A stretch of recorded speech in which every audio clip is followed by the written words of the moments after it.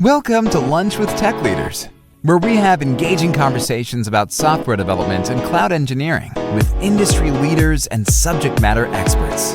These episodes are created by the Great Lakes Tech Leaders, an online community of technology practitioners. Please come join the conversation by visiting gltl.rbn.ai.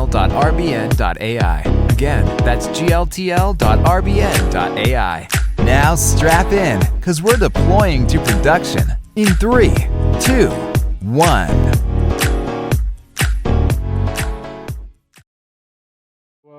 Today we're here to talk about CI/CD.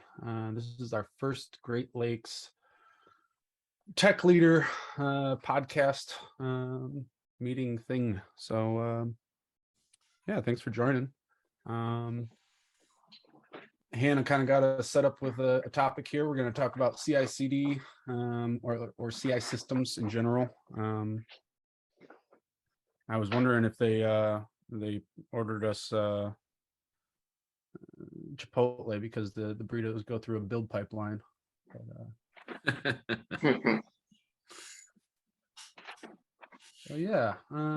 CI in general, pull repos, do test, do builds, produce artifacts, run deployments, run more tests, stuff like that. So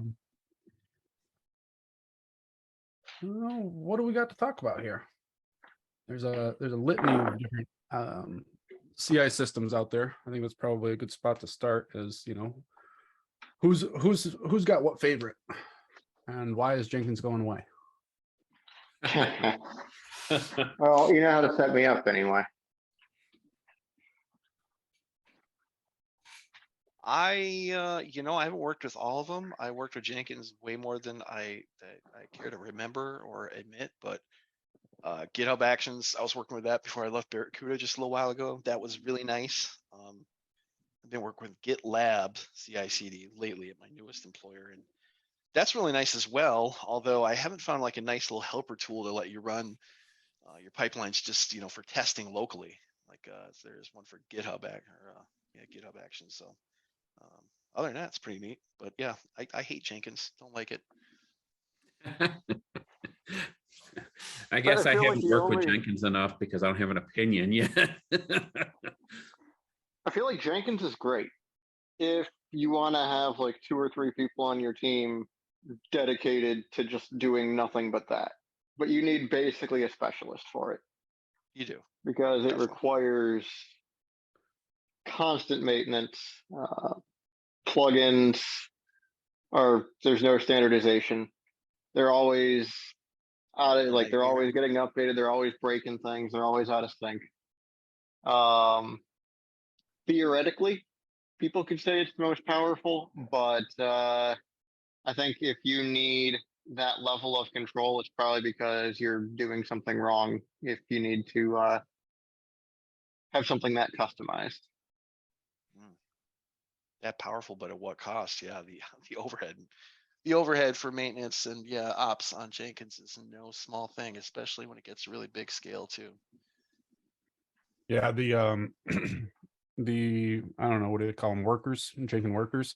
Those things have always been a pain to like get to auto scale and kind of get right. I've had a really hard time getting scaling Jenkins.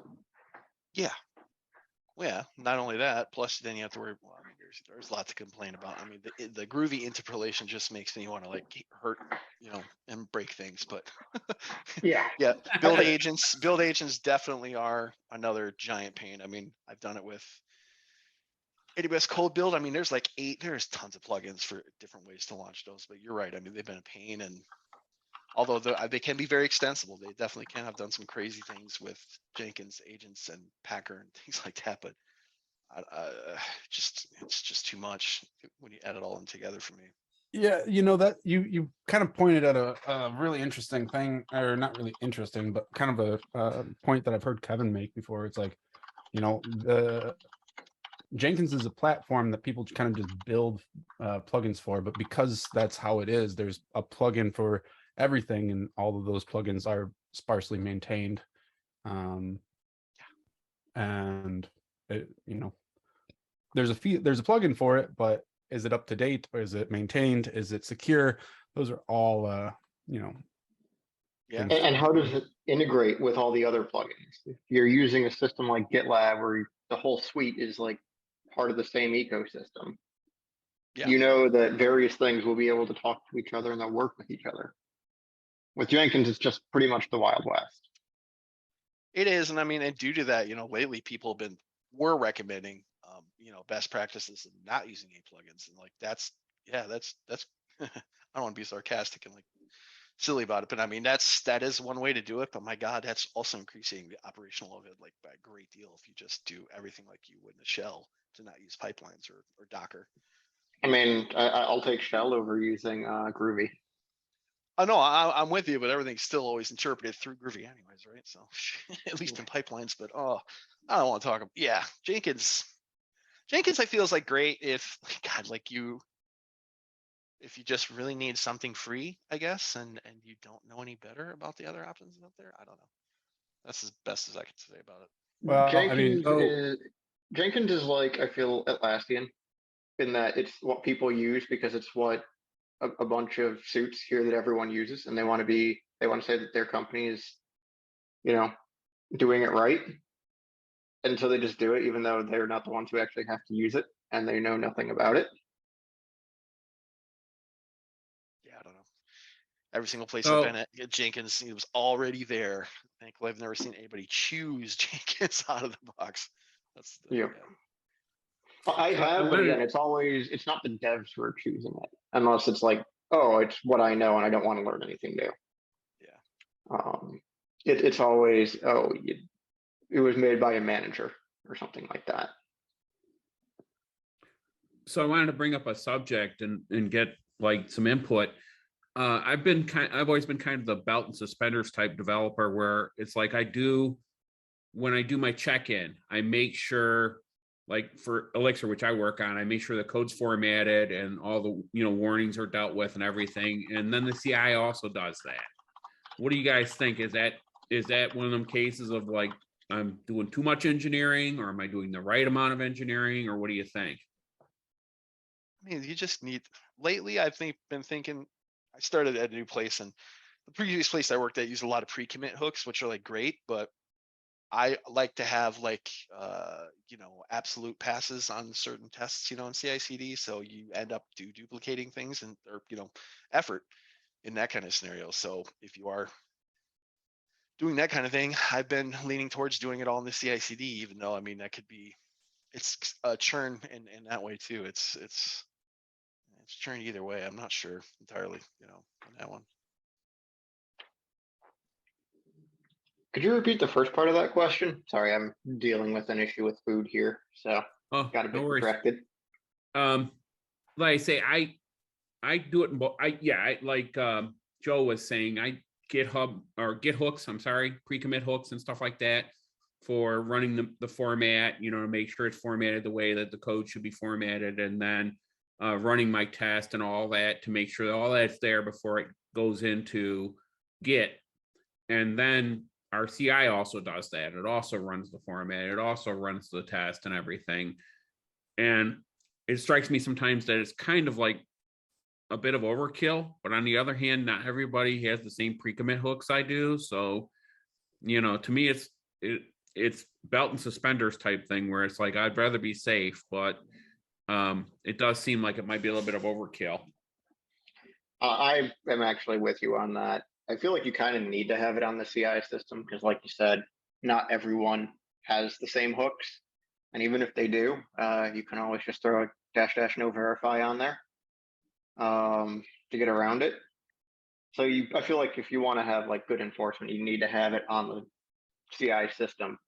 Yeah. But at the same time, as a developer, having to wait for the CI system to do everything, provisioned a worker, pulled in your repo and stuff like that, you're probably going to take twice as long making CI run it. So it's good to know locally that you're good. Then you just push it off to CI and you can kind of like forget about it and let CI do its thing.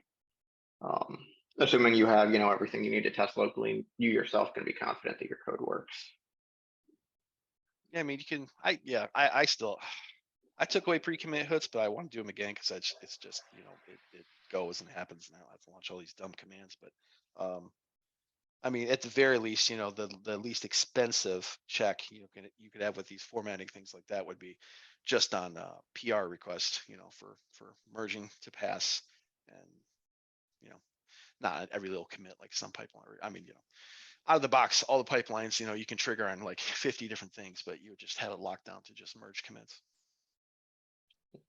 Yeah, I mean, that can go I was ahead. gonna say I've even got to the point where it's like, yeah, I definitely wanted the pre-commit hook because I've committed code before and forgotten to run the format, and then I end up having to amend commits, and it's like I feel like an idiot. But it's like I know it's got to be formatted because the CI is going to complain. Oh, yeah. So yeah, I pre-commit hooks help a lot with that kind of thing. Yeah, I like them. So I do want to ask, so a couple things here. First being, does anyone here have any opinions on the subject of having CI actually commit back to the repo? I know that's something we've kind of like gone off and on with here lately. We've tried to shy away from it as much as possible, but there are definitely organizations that use it. There are definitely security risks there, such as if you can allow the CI system to commit back to the repo, probably on the trunk branch. If you have your file in the repo and you don't have it locked down, or if you have your pipeline file in the repo, you don't have it locked down super far, you're basically opening up prod develops or commits the trunk to pretty much anyone. I mean, it wouldn't be accidental, but you're giving a malicious actor the ability to effectively commit to master without when they shouldn't be able to. They can, I mean, every time I've run in that scenario, push to it. every time I've run in that scenario, I've heavily discouraged it. I've ever actually seen that done or set it up. I usually see it done when it comes to something with like versioning, where versions need to be written to the repo. And ideally, you should never have to do that. But a lot of like legacy projects, old organizations that are averse to change are like, no, we need to do this. We wrote the script and it hard codes our version in 50 different places and then pushes it because of Maven scripts or Maven configs and stuff. And it's just, Yeah, I mean, Kevin, my stance on that is that CI should not be writing to the repo. If you need to inject your version in places, you can do that into the artifact. But the code itself, I don't think that the source shouldn't need the version hard coded anywhere, I wouldn't say. Yep, I am completely on board with that. So, but I know it is something that feels like came up quite a bit. I don't feel like it's come up recently, but definitely in some of our engagements that had, I guess you say, a lot of things built on legacy systems and legacy practices. Along those same lines, how do you encourage your developers to commit more often? Because I know a lot of us are reluctant to commit our code because, hey, I'm still working on it. But, if you don't commit it, then other people on the team can't integrate it into what they're doing. And, I want to share a story. I heard years ago from somebody who worked with this big company that this big company had a policy. And I thought this was such a way to kill developer productivity. They would force a commit to their version control every 5 minutes. And I thought that is such a stupid thing. But then on the other hand, I also thought, but I bet the integration's a lot easier, because of the fact that people who are doing their work, it's going into the version control and then other people can grab it, but I'm just curious, what kinds of practices have you guys done to force people or to encourage people, I guess I should say, to check in code? Break your tasks down smaller. If you've got a large feature, break that large feature down into multiple subtasks. If you've got multiple people working on that feature, those subtasks get merged into a feature branch. So you would branch off of trunk for the feature. The developers working on the subtask for that feature would branch off of that feature branch and then merge back into the feature. You do their work on their subtask branch, merge back into the feature branch, and then once that feature is done, they can pull request into trunk. Yeah, that's cool. Yeah, I mean, yeah, I think that's part of the issue right there is how do you partition things into smaller parts for people to work on? Because that takes some time all by itself. But yeah, I think that's a good approach. Especially when there's like two tasks might rely on each other. And if you wanted to, typically we do this with branch naming schemes where you put the card ID in the branch name.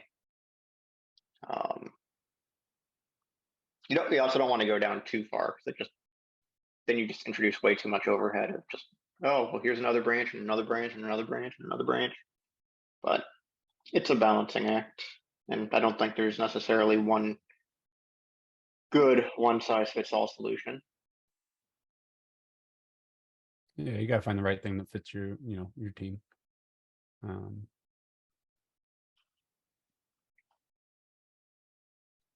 I mean, this is part of the whole idea of CI in the first place, right? A depends on B. I want as soon as I can to get A and B into version control so I can build them together and make sure they actually work together. And so, so in a sense, if you have developers are really reluctant to commit because they're afraid of, and I'll admit I do this too, where it's like, oh, this isn't ready yet. I've got to clean it up. I got to make sure it's right. And I'm more and more, it's a work in progress commit. It's work in progress commit. So I don't lose work, Yeah, GitHub actually just introduced draft commits for something like that because I definitely am guilty of that, and I was interested to see that come out. It kind of encourages a little bit more. Draft PRs or what's it? Draft PRs or I forget something like that. It's like draft commits or PRs. Yeah, there are definitely draft PRs. If there are draft commits, that'd be kind of cool. Just like, we'll have to take a look into that. I don't understand how a commit would be a draft. It's just like a label or something to be like, hey, this is not really meant to be like merged. It's just like, check it out. This is kind of like a place, work in progress, more or less. I see. Also, are you guys getting background noise? I think they're doing an air show out here. They keep buzzing the house. Nope, I don't hear anything. I'm not hearing you. Good. I'm trying out my new headset, so I guess that means it's working. Thunder over Michigan this weekend, maybe? Yeah, I live right by an airport, and small airport. Well, I don't know if you guys are all from Michigan, but I'm right by Willow Run, and I'll get like the Blue Angels. They do air shows a few times a year, so. Oh yeah.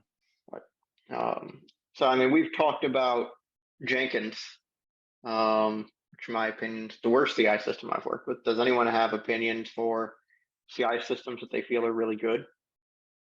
Personally, I'm a big fan of GitLab, but cost there is, I would say, prohibitive in a lot of cases. You haven't worked with Team City, have you? I have not worked with Team City.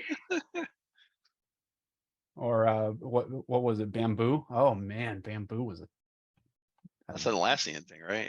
Yeah. Terrible. I've heard really great things about Harness. I haven't heard anything bad things about it at all. Yeah, there's a lot of little ones that are popping up there, like specifically around like Kubes and stuff like that, that I haven't touched, but I do like GitLab. But as Kevin mentioned, the cost of it is just outrageous. That I'm looking at comparing GitLab and GitHub at the moment, and it's the difference is outstanding.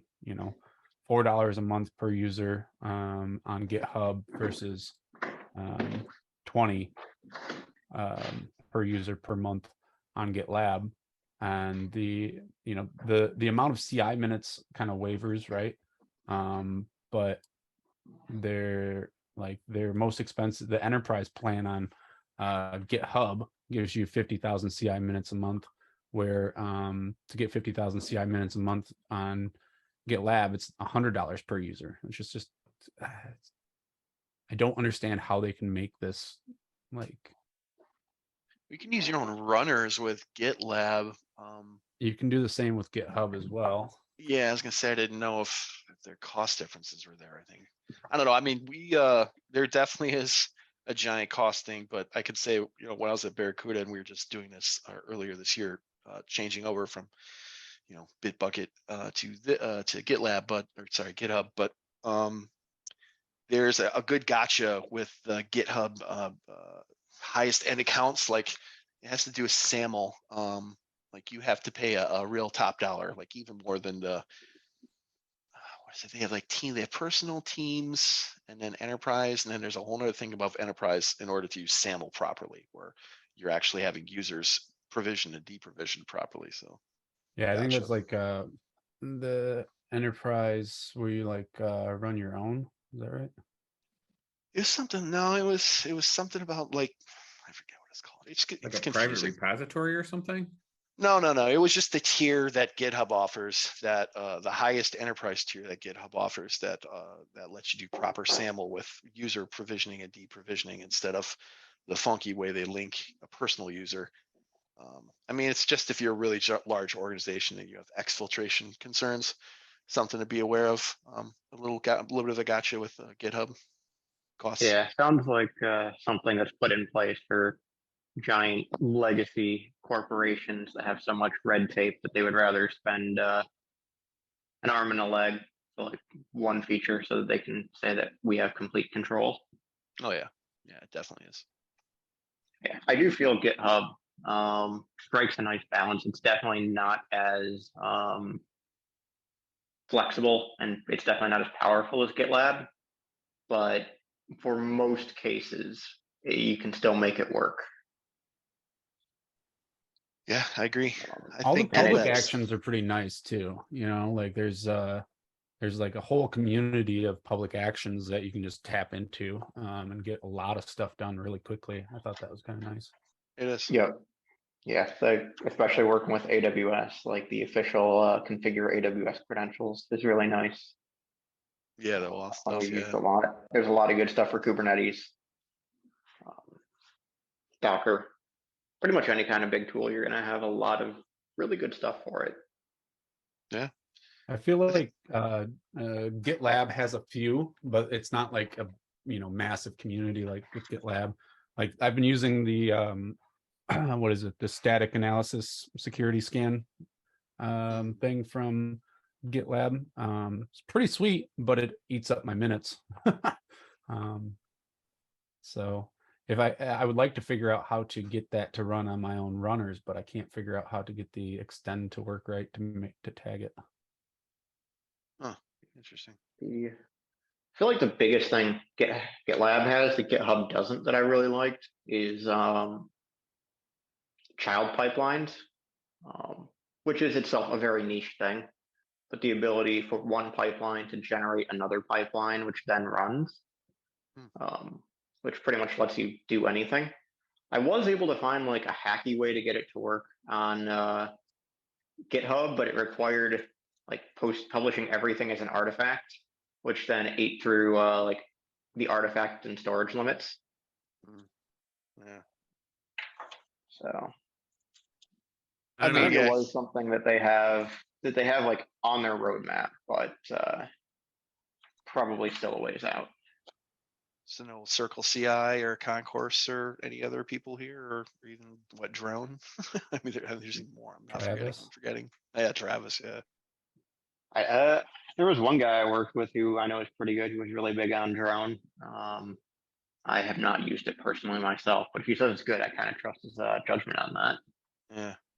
I mean, Concourse is really big in pivotal shops, or at least it was like 5 years ago. I don't know if it's the case anymore, but it seems a very high barrier to or steep learning curve with Concourse. I will say probably one of the biggest challenges that I see or that I tend to run into on most CI systems is just dealing with Windows builds. On Linux, you got a lot of that flexibility. You can use Docker containers to pretty much get whatever environment you need in a way that's easy to reproduce and just very consistent. Whereas on Windows, just the flexibility isn't there. If you are going to use Docker images for Windows, then you can't do any kind of Docker because there is no Docker in Docker on Windows, at least last I checked. And just the provisioning time for anything Windows is pretty much prohibitive. So you are basically stuck running full instances, which are then, you can't just throw them away, or if you can, but the Full-blown builds every single cycle. Yeah, that's like, oh, I did this thing and now the Docker container that I built in is gone. So I don't need to worry about cleaning up. It's, on Windows, oh, I need this thing, so I got to install it. Well, now it's that version of that thing is installed if you want to reuse that node, which you probably do because Windows takes so long to do anything. If you don't reuse it, like it takes too long to provision, but you lose the flexibility then because you're stuck on a system where it's getting reused. It also means systems that I want to say code build runs in Docker even on Windows, but like if you're trying to run Windows containers, like I say, you can't build Windows containers, which is a real problem if you're trying to deploy something like a .NET framework app that requires it. Something we had to deal with a bit ago. Does anybody know if you can run Docker under WSL? You can, yes, but you can't have a system that runs. You can run Linux containers in WSL, but obviously Windows or Linux containers can't run like .NET Framework or IIS, which is really the only reason you'd ever want to run a Windows container. Good point. And my understanding is that Windows systems can either run Linux containers or Windows containers, but they can't run both at the same time. WSL might be a workaround for that, though, so I'm not sure. Yeah, I was trying to help a friend a few years ago. She was porting some C code from it worked fine on Mac and on Linux, and then we got to some POSIX calls that Microsoft just would not support. It was not. I don't know how Wine does it because there were just there's no corresponding call, and I can't even find here's the workaround. Use this instead. It was just like that. It was just. And I understand Microsoft doesn't have to support POSIX, but it was just, that kind of annoyance. And I suspect it's the same thing with Docker, where they've got to do hacky things to work around the lack of certain POSIX support. I will say Windows is another area where I feel GitLab comes up short, especially if you're not hosting your own runners. The SaaS runners that they provide are just prohibitively slow. There was a .NET build that we were running that they couldn't convert to .NET Core, so it required running on Windows. And it would take about 2 to 3 minutes to do the build on literally pick anyone's laptop. T2 Micro could do the build in 4 to 5 minutes. But GitLab's runners, it would literally time out a 3-hour job just because of how slow it was. So that's definitely an area that GitLab could improve. It's just the performance of their SaaS Windows runners. Wow. Yeah, the other, Windows isn't the only one. iOS builds can be a pain too, because traditionally people just have a Mac Mini sitting around somewhere in the office, but AWS finally put up these. What it is they're probably running a bunch of Mac Minis somewhere. They are. They I think they are. Yeah, I don't think you can get away from that. I think it's the hardware thing, honestly. Yep. Yeah, kind of silly. But we're here at a half hour. Do we got any closing thoughts? Don't use Jenkins. Yes. Cheers to that. We didn't get to it, but I would love to talk about, is anybody actually continuously deploying things? Because like I think a lot of people are doing continuous integration, but I think very few are actually doing like, hey, it's integrated, let's push it up to this environment automatically. I don't think anyone does that I know of.